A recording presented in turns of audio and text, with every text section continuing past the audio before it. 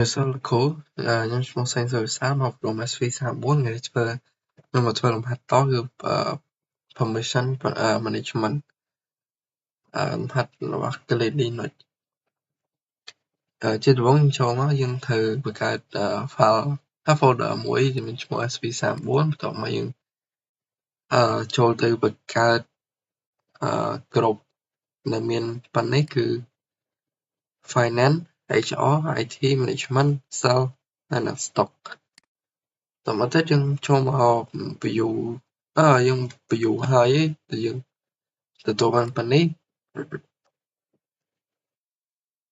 ហើយដើម្បីបង្កើតក្រុមនេះបានយើងត្រូវប្រើ command sudo add group ហើយនឹងឈ្មោះក្រុមដែលយើងចង់បង្កើតដែល view ក្រុមទាំងអស់នេះយើងប្រើ command បែបនេះគឺ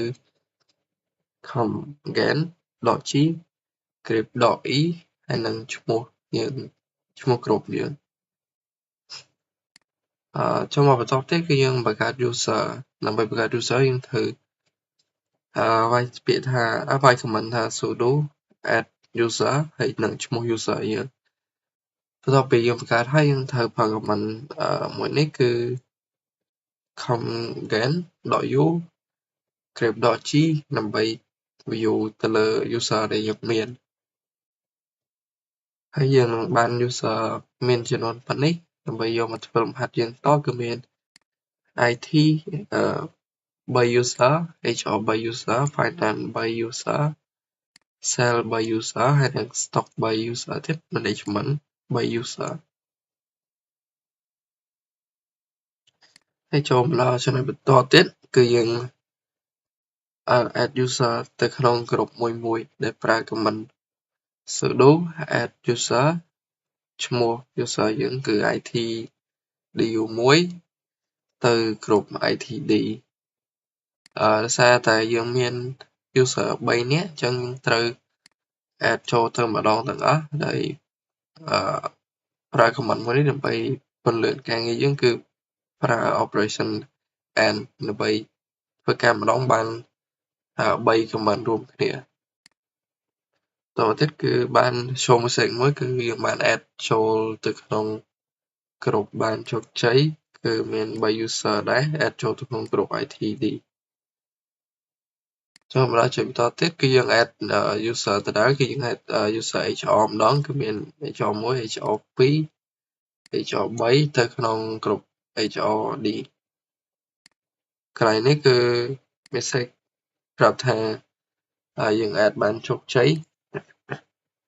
ចូលមកចំណុចបន្តទៀតគឺយើង add user finance មាន finance 1 finance 2ហើយនិង finance 3ចូលដល់ចំណុចបន្តទៀតគឺយើង add user sale គឺមាន sale 1 sale 1 sale 2 sale 3ចូលទៅក្នុងក្រុម sale អញ្ចឹងទៅយើងបាន sale 1 sale 2 sale 3នៅក្នុងក្រុម sale ចូលមកដល់ចំណុចបន្តគឺយើង add user stock មាន user stock 1 user stock 2 user stock 3យើងទទួលបាន user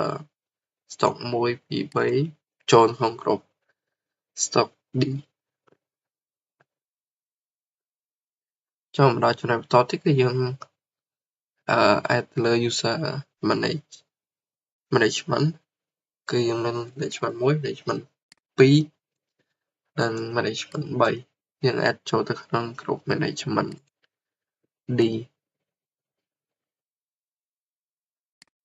បន្តមកទៀតយើងប្រើ command sudo get 10គ្រប់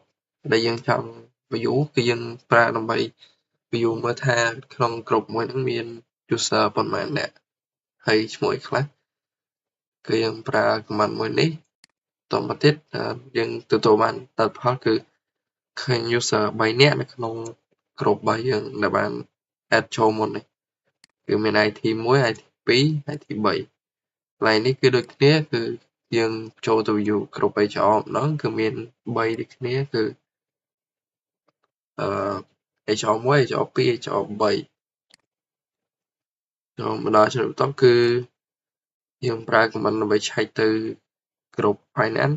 គឺយើងទទួលបានលទ្ធផលនេះគឺ finance 1 finance 2ហើយនិង finance 3គឺជា user ដែលយើងបាន add ចូលក្នុងក្រុមចូលមកដល់កន្លែងនេះគឺយើង view ទៅលើគ្រប់ cell មាន3ដូចគ្នាគឺ cell 1 cell 2 cell 3ចូលដល់កន្លែង view stock គឺយើងទទួលបាន user stock 3នាក់ហើយនឹងក្រុម management យើង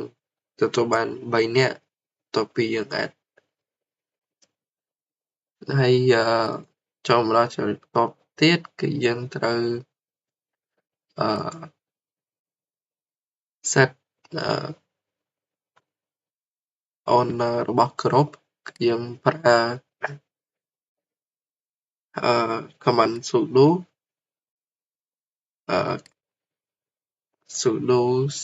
chown ហើយនឹងឈ្មោះ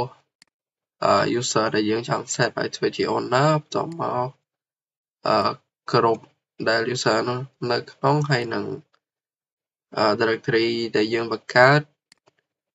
ចឹងទៅយើងទទួលបាន user មួយធ្វើជា owner របស់ក្រុមនោះកន្លែងនេះគឺដូចគ្នាយើងធ្វើទៅលើក្រុម IT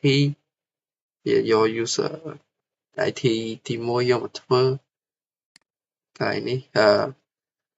យើងធ្វើទៅលើក្រុម finance យើងយក finance ទី1ធ្វើទៅលើក្រុម cell យើងយក user cell ទី1តមកទៀតក្រុម stock គឺយើងយក user stock ទី1បន្តមកទៀតគឺ management យើងយក user management ទី1យកមកធ្វើ owner នេះគឺជា owner ដើមរបស់យើងគឺ root ទាំងអស់user owner root ហើយនៅក្នុងក្រុម root ហើយនឹងនេះគឺយើងអត់បានធ្វើហើយនេះយើង view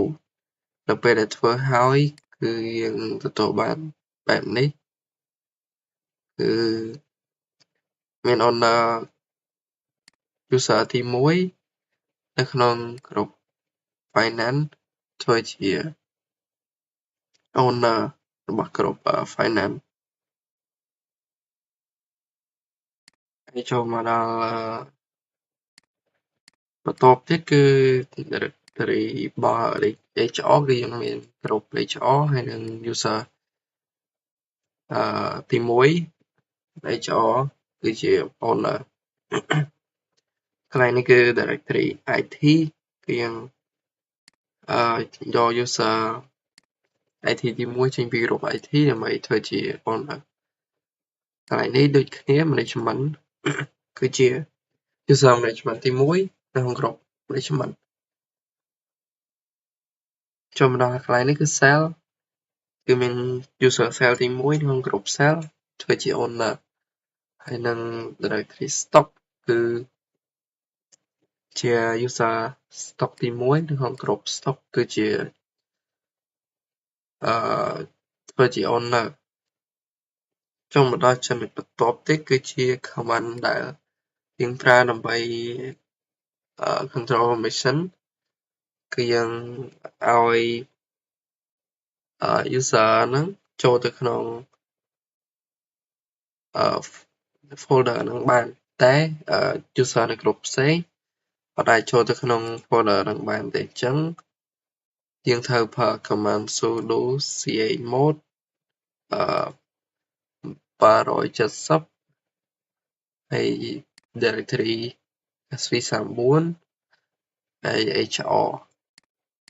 ដើម្បីកំណត់សិទ្ធឲ្យ user នៅក្នុងក្រុមហ្នឹងអាចចូលមើល directory ហ្នឹងបានប៉ុន្តែ user ផ្សេងនៅក្រុមផ្សេងអាចចូលបានទេអញ្ចឹងដើម្បីឲ្យយើង set permission លឿនយើងប្រើ command បែបនេះដែលយើងប្រើ ដែលមានការចូលរួមពី operation សញ្ញា n ដើម្បីយើងធ្វើម្ដងបាន6 comment ក្នុងពេលតែមួយហើយពេលយើងប្រើ comment នេះហើយវានឹងយើង view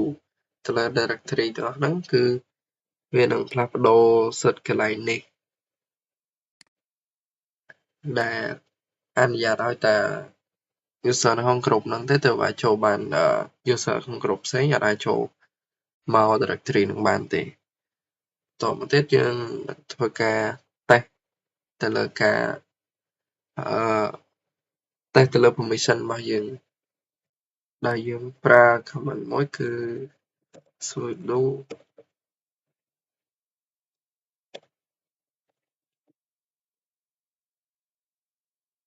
login ហើយយក user owner របស់ directory IT មួយយកមកតែគឺយើង itdu 01ហើយចូលទៅតាម password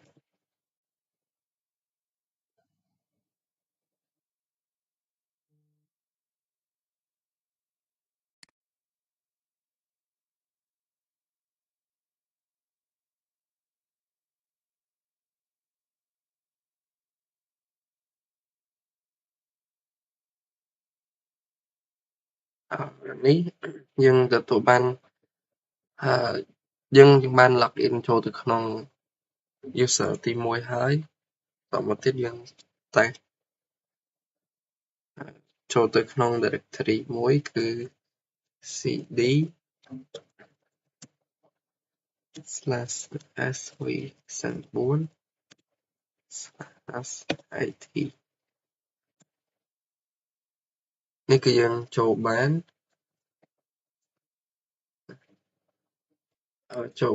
ដល់ directory នេះហើយយើងសាកបង្កើតdirectory មួយគឺយើងប្រើ command mkd ហើយ itu01 ហើយយើងសាកឲ្យមើលគឺយើងទទួលបាន directory ហ្នឹងហើយយើងចូលទៅtitle គឺ itu01ហើយ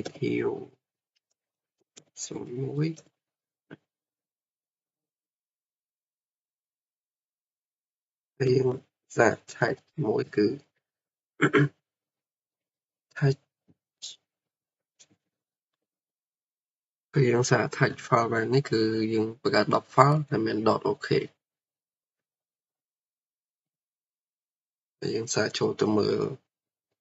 នៅក្នុងនោះគឺយើង ls គឺយើងមាន file 10នៅក្នុង directory IT u01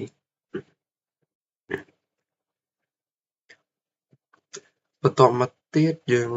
ចេញពី directory ហ្នឹងមកវិញយើងសាកចូលទៅ directory របស់ក្រុមផ្សេង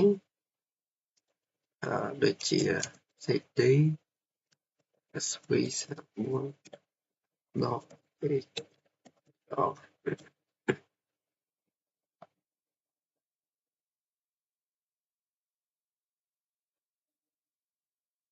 កន្លែងនេះយើងចូលទៅ file